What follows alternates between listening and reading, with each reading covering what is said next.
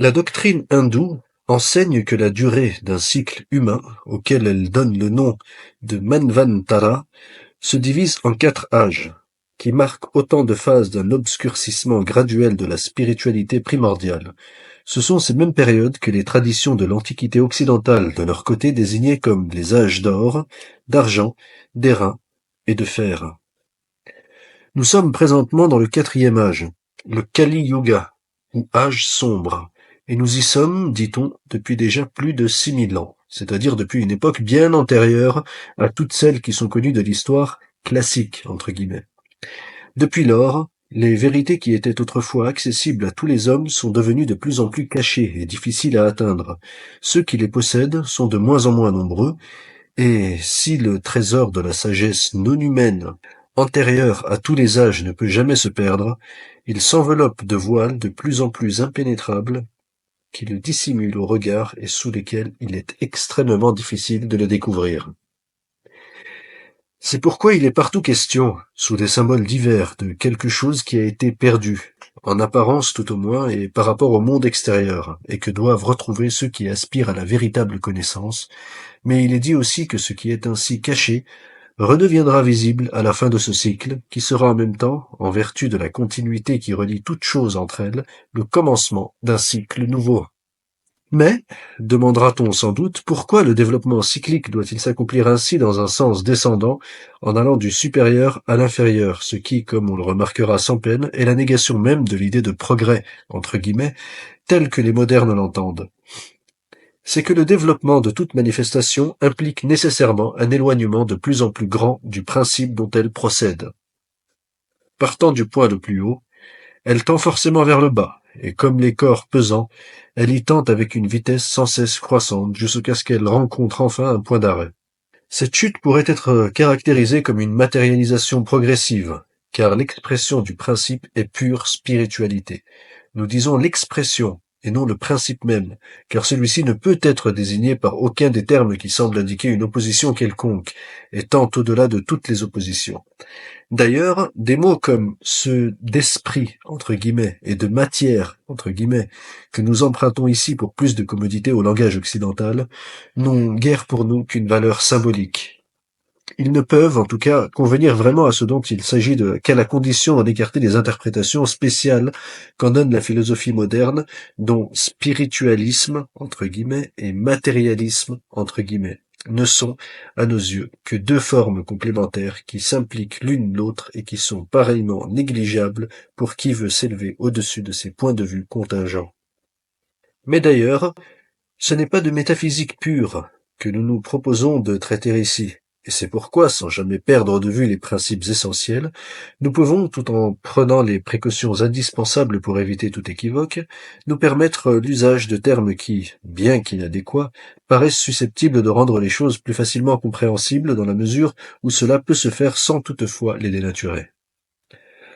Ce que nous venons de dire du développement de la manifestation présente une vue qui, pour être exacte dans l'ensemble, est cependant trop simplifiée et schématique, en ce qu'elle peut faire penser que ce développement s'effectue en ligne droite, selon un sens unique et sans oscillation d'aucune sorte. La réalité est bien autrement complexe.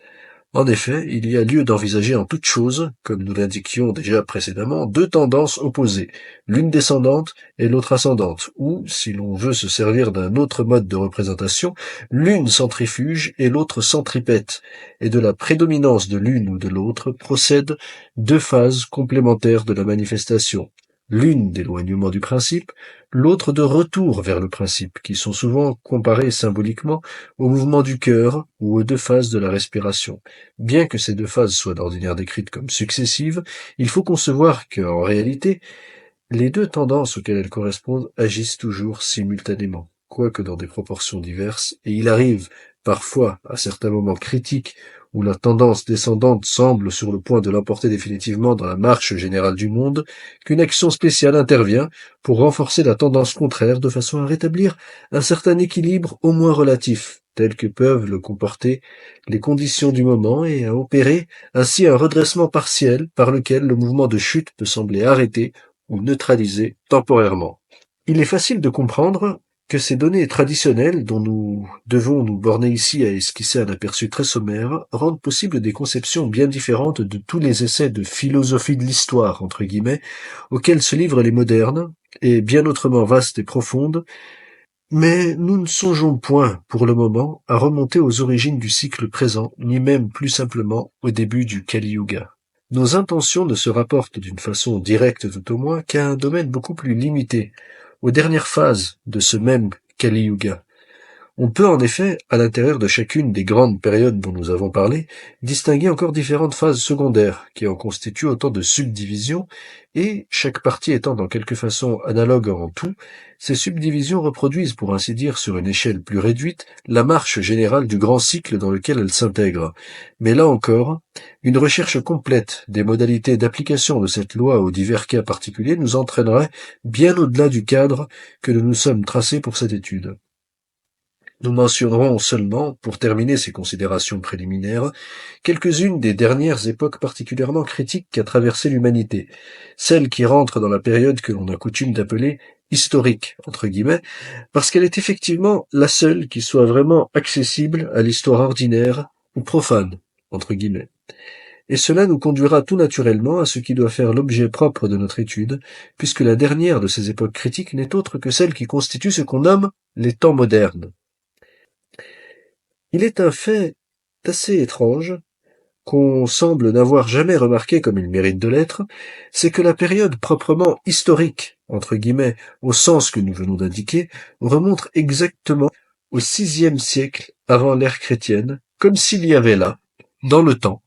une barrière qu'il n'est pas possible de franchir à l'aide des moyens d'investigation dont disposent les chercheurs ordinaires.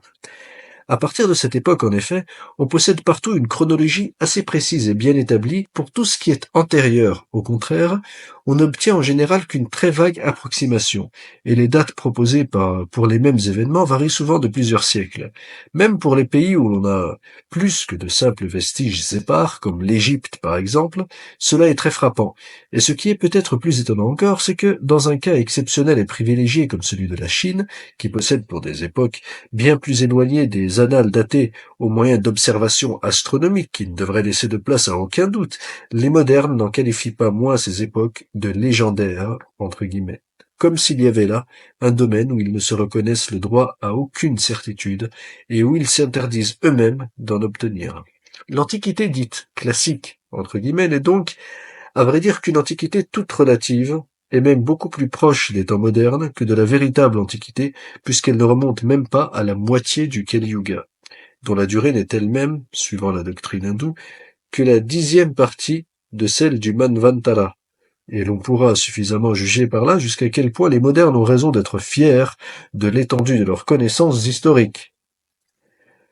Tout cela, répondrait-il sans doute encore pour se justifier, ce ne sont que des périodes légendaires, entre guillemets, et c'est pourquoi ils estiment n'avoir pas à en tenir compte. Mais cette réponse n'est précisément que l'aveu de leur ignorance et d'une incompréhension qui peut seule expliquer leur dédain de la tradition. L'esprit spécifiquement moderne, ce n'est en effet, comme nous le montrerons plus loin, rien d'autre que l'esprit anti-traditionnel. Au VIe siècle, avant l'ère chrétienne, il se produisit,